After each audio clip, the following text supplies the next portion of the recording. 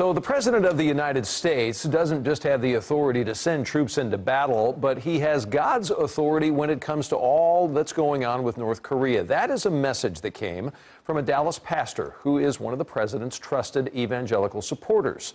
Jason Allen live for us tonight in Dallas, where he asked Pastor Robert Jeffress about that very statement. Jason?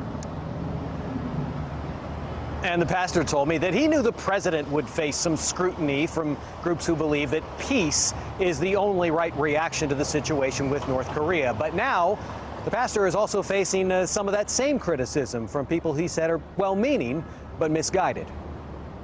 As one of President Trump's early supporters, Pastor Robert Jeffress gave an Inauguration Day message that God had chosen Trump to keep the country safe.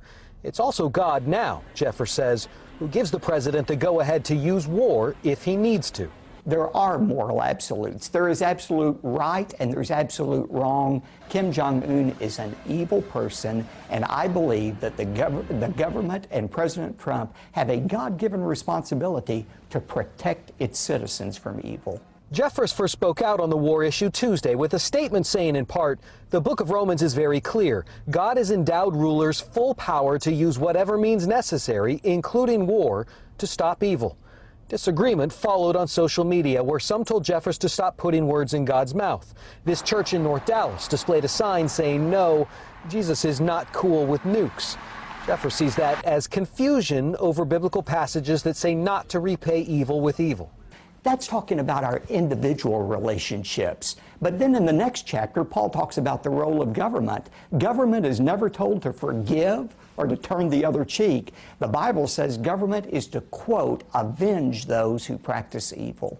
The threat of nuclear action, he says, makes the stakes higher. He clarified he's not advocating for war, just the moral right of the president to wage it. And I think we need to understand that diplomacy is always the best solution, but when it doesn't work, we cannot allow evil to triumph. In Dallas, Jason Allen, CBS 11 News.